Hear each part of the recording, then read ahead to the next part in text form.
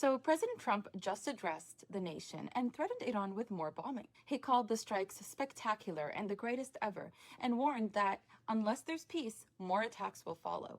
But what he's really saying is this: the US does not want war.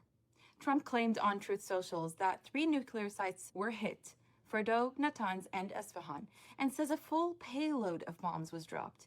He ended the post by declaring, "Now is the time for peace." This wasn't a declaration of war.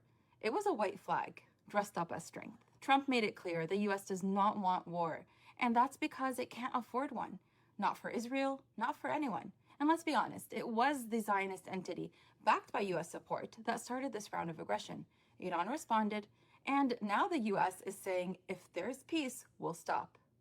That's not strength, that's retreat. But instead of admitting it, they're reframing it, saying, we've shown our power, now we want peace.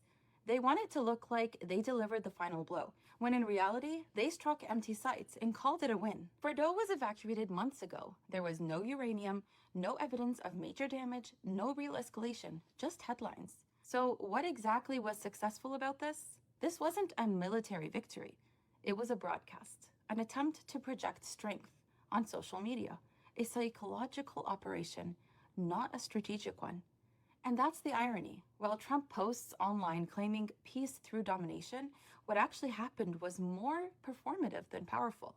Hidden under flags, speeches, and performance. They lit the fire, they escalated, and now they're asking for peace, while pretending it was their idea all along. But the world is watching, and the mask is slipping. This is psychological war, and truth is its strongest defense. This is a developing story.